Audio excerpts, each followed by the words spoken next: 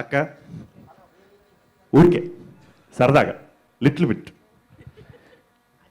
బేసిక్గా బ్యాక్గ్రౌండ్ ఇవ్వాలంటే నేను ప్రపంచం మొత్తంలో భయపడేది మా స్వప్నకి మాత్రమే. నేను మా మమ్మీకి కూడా భయపడను.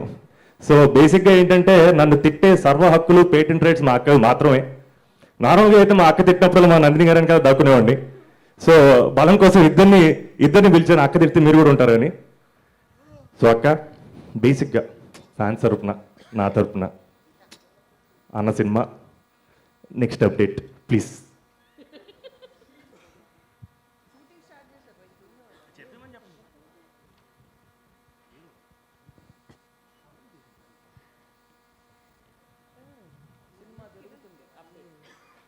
సినిమా జరుగుతుంది. అది ఏ సినిమానో, ఏ షూటింగ్కి వెళ్ళారో ప్రభాస్ గారే చెప్తారు, లేదా విక్కీ చెప్తాడు. ఓకే, షూటింగ్ జరుగుతుంది డార్లింగ్స్, అది అప్డేట్. అన్న బేసిక్గా బయట చాలా నడుస్తున్నాయి, రకరకాలు రాసేస్తున్నారు. ఈసారి సంక్రాంతి రావడం మీరే సంక్రాంతి కేరళకి తీసుకెళ్ళిపోతున్నారని రకరకాలు రాస్తున్నారు. సో నెక్స్ట్ గురించి చిన్న అప్డేట్ మా అందరి కోసం. నిజం చెప్తున్నా, హానెస్ట్గా చెప్తున్నా, నా స్క్రిప్ట్ మీద ఒట్టేసి చెప్తున్నా, నా దగ్గర కంటే గ్రేట్ ఆంధ్ర మూర్తి గారి దగ్గర, నిశాంత్ గారి దగ్గర, అన్వర్ గారి దగ్గర, రాజేష్ దగ్గర, ఇలా చాలామంది ట్విట్టర్ని శాసిస్తున్న మన తెలుగు రిపోర్టర్స్, జర్నలిస్ట్ దగ్గర, ఇంకా వెబ్సైట్స్ హ్యాండిల్స్ దగ్గర, ఇన్ఫ్యాక్ట్ కథ కూడా ఉంది వాళ్ళ దగ్గర. సో సో నేను చూస్తున్నాను. సో దయచేసి నీ దగ్గర ఫోన్ ఉంది, ఒక్కసారి ఎవరికి ఫోన్ చేసినా మొత్తం డీటెయిల్స్ చెప్పేస్తారు. ఏంటమ్మా ఈ చివరికి అతని దగ్గర కూడా ఉంది. నిజంగానే కథ ఉందా మూర్తి గారి దగ్గర మీది? థ్యాంక్ యూ సో మచ్ అన్న, థ్యాంక్ యూ సచ్ స్పోర్ట్. విక్యాన్ వద్దని చెప్పారు. సో అజయ్ దగ్గర నుంచి స్టార్ట్ చేస్తానన్నా, ఓకే కదా? సో బేసిక్గా అన్న అది యాక్చువల్గా అది విక్కీ అని అడగాల్సిన ప్రశ్న, వంశం ఎలా రాలేదు. అదే రిలీజ్ డేటు ఫిబ్రవరి 14. కపుల్ ఫ్రెండ్లీ రిలీజ్ డేట్ కాదన్నా, విశ్వంబర రిలీజ్ డేట్ అప్డేట్లు అడుగుతున్నారు ఫ్యాన్స్. అది వంశనే చెప్పాలి. నేను ఆల్రెడీ లాస్ట్ ఇంటర్వ్యూలో కూడా చెప్పాను, వంశం తప్ప వంశనే కరెక్ట్. అంతే అంటారా? వశిష్ఠ డార్లింగ్ కూడా ఇలాగే చెప్పాడు. అందరూ పాపం ఎందుకు మా వంశం నిరికిస్తున్నారు? ఇరికించేది ఏముంది, వంశనే కదా ప్రొడ్యూసర్, ఆయనే చెప్పాలి. అన్న మీరు చెప్పండి అన్న, అజయ్ అన్న చెప్పాలా వంశని చెప్పాలా? అన్న అజయ్ అని చెప్పాలా వంశం? మిమ్మల్ని కలవడం ఫస్ట్ టైమే, బట్ చాలా బెస్ట్ ఫ్రెండ్ ఫీలింగ్ వస్తుందన్న మిమ్మల్ని చూడగానే. అండ్ మీ హ్యూమర్ ఎంజాయ్ చేసే చాలా మంది, నేను కూడా ఒకడిని. నాకు కొన్ని టిప్స్ కావాలన్న యాక్చువల్గా. సో బేసిక్గా బ్యాక్గ్రౌండ్ ఏంటంటే అన్న, మన సినిమాకి ఏ సర్టిఫికేట్ ఇచ్చారట? ఎందుకు అడగండి. ఎందుకు? సినిమాలో ఏ సినిమా వల్ల కాదు, టైటిల్ వల్ల ఏ సర్టిఫికేట్ ఇచ్చారంట. అవునా? టైటిల్ వల్ల. Okay okay, couple friendly. అంటే మీరు ఎంతో చాకచక్యంగా ఇలాంటి వాటివన్నీ దాటేసి తప్పించుకుంటారు కాబట్టి చిన్న టిప్సే అన్న. నాకు తెలిసి సంస్కృతంలో టైటిల్ వల్ల వాళ్ళు చెప్పుంటారు. నేను బేసిక్గా ట్రైలర్ ఇది చూసినప్పుడు ఏ కాదు ఏదో ఏ ప్లస్ ప్లస్ లాగా అనిపించింది నాకైతే. అస్సలు కాదన్న, దానికి ఇవ్వలేదు వాళ్ళు పాపం. అవును, దానికి ఇవ్వలేదా? అలా చెప్తారు, మనం అర్థం అలా చేసుకోవాలి. ఫీల్ అవ్వాలంటారా? Okay done. థ్యాంక్ యూ అన్న, thank you for being such a sport. And ఆ ఒక్క మాటతో సంతోష్ అక్కడి నుంచి లేచి వెళ్ళిపోయి. అసలు ఏం చెప్పాలో కూడా అర్థం ఏదో ఒకటి వస్తుంది అనుకున్నాను. నాకు తెలుసు అక్కడి నుంచి అలానే వస్తుందని చెప్పి కదా? యా, సరే, మీరు ఇక్కడ అడిగిన నుంచి person ఒక కాసేపు 5 నిమిషాలు మీరు ఇబ్బంది పెట్టండి. నేను ఇబ్బంది పెట్టాలా? ఓకే, నేను మిమ్మల్ని ఇబ్బంది పెడదాం అనుకుంటున్నాను. ఏంటి మరి వ్యాలంటైన్స్ డే ప్లాన్స్ మీది? ఏమండి? వ్యాలంటైన్స్ డే ప్లాన్స్ ఏంటని అడుగుతున్నాను. Triple A cinemas.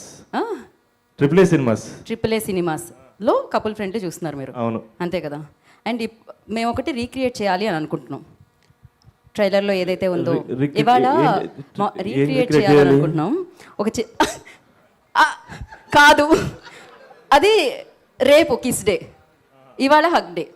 అందుకనే ట్రైలర్లో ఆవిడ అడిగారు, మీరు అడిగారు, ఆవిడ ఇచ్చారు. సో దాన్ని రీక్రియేట్ చేద్దాం అని అనుకుంటున్నాం మేము. ఇవాళ హగ్ డే అండి, మీరు శ్రీ విష్ణు గారిని హగ్ చేసుకోవచ్చు. ఇవాళ హగ్ డే. అన్న స్టేజ్ మీద హగ్ చేసుకుంటాను. ఎవరిని? అన్ననే. గాంధీ గారిని స్టేజ్ మీద హగ్ చేసుకుంటారండి. పక్కనే ఉన్నాడు మీ డైరెక్టర్ గారిని. ఇప్పుడు మీరు ఇబ్బంది పెట్టమంటే అందరినీ లేచి నుంచోమని చెప్పమని కాదు. అయితే మేము అదే రీక్రియేట్ చేయాలని ఫిక్స్ అయ్యాం యాక్చువల్లీ. ఏంటి? కపుల్ ఫ్రెండ్లీ కదా మీరు. అవును. మీరు రీక్రియేట్ చేయట్లేదా? ఏం చేయాలి మీకు రీక్రియేట్? హగ్గా? యా. సో ఇప్పుడు ఎవరిని? నన్ను అయితే కాదు. అశ్విన్నా? కాదు, ఎవరిని చేస్తే కంటెంట్ వస్తుందండి మాకు? సో ఎవరిని? ఖచ్చితంగా హీరోయిన్ మిమ్మల్ని చేసుకోవాలి ఫ్రెండ్లీ అడుగుతున్నారా? హగ్. ఓ సారీ. అమ్మో ప్లీజ్ నన్ను భయపెట్టొద్దు అసలు. ఓకే, మీరు ఒక ఫ్రెండ్లీ హగ్ ఇస్తే మేము ఒకసారి రీక్రియేట్ చేద్దాం అని అనుకుంటున్నాం దాన్ని మళ్ళీ ఇక్కడ.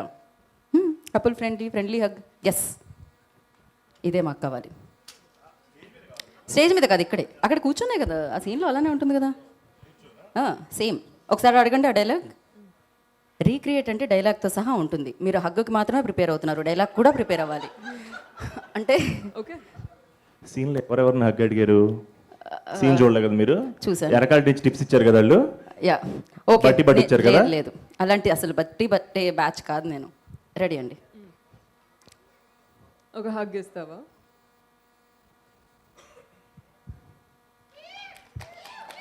క్రేజీ బేసిక్లీ ప్రాబ్లం ఏంటంటే మానస గారు నాకు ఎల్డర్ బ్రదర్ లాగా యాక్చువల్గా. బ్రదర్ లాగా యా యా, ఆవిడ నేను నాకు మా అజయన్ ఎంతో మానస గారు కూడా అంతే యాక్చువల్గా.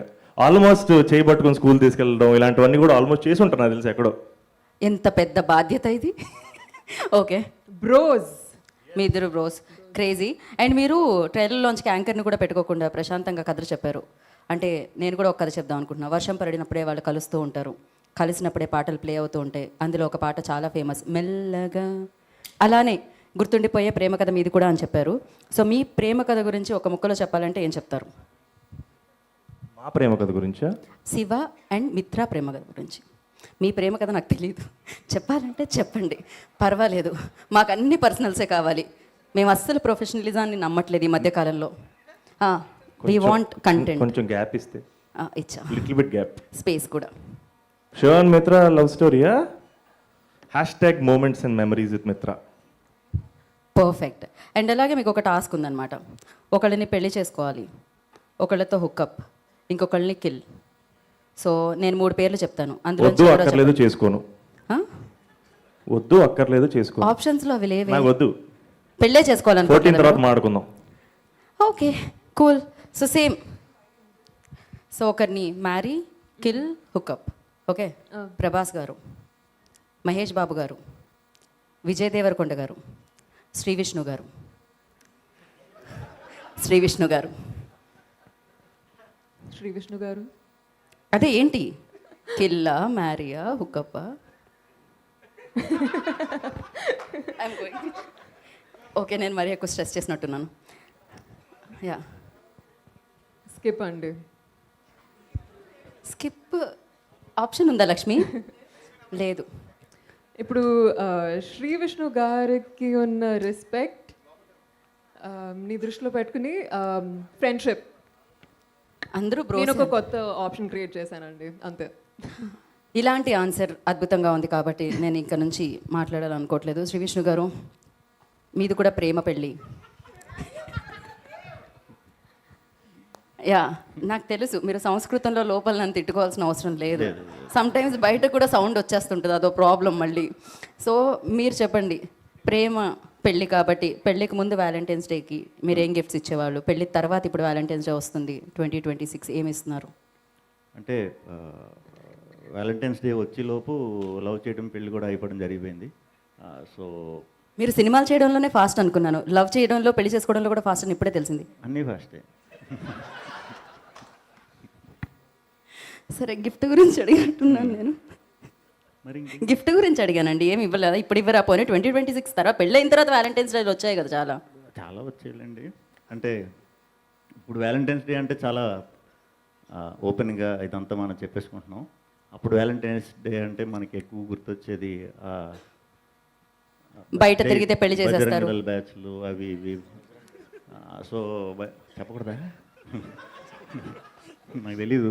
అంటే అప్పుడు మరి కొంచెం వ్యాలంటైన్స్ డే రోజు మాత్రం బయటకు వచ్చేవాడు కదా నేను. సో ఫ్రీగా పెళ్లి చేసుకోవాలని మీకు లేకుండే, అందుకనే మీరు గ్రాండ్గా పెళ్లి చేసుకున్నారు. Thank you so much. ఇంకెక్కువ అడిగితే నాకు తెలిసి ఏం జరుగుతుంది. మీరేం చేసేవారు చెప్పండి. నేను కూడా ఎప్పుడైనా అలానే బయటకు వెళ్తే మళ్ళీ అనవసరంగా మ్యారీడ్ అని రాసుకోవాల్సి వస్తుందేమో అని ప్రస్తుతానికి వెళ్ళట్లేదు. థ్యాంక్ యూ సో మచ్ అండి. ధీరజ్ గారు, మిమ్మల్ని ప్రశ్న కాదు, మీరు నాతో పాటు వేదిక మీదకి వస్తే మీ స్పీచ్ విందాం అనుకుంటున్నాం మేము. సో ఎస్, ఒక డిస్ట్రిబ్యూటర్గా జర్నీ స్టార్ట్ చేసి ప్రొడ్యూసర్గా మారి గర్ల్ ఫ్రెండ్తో సూపర్ హిట్ అందుకున్న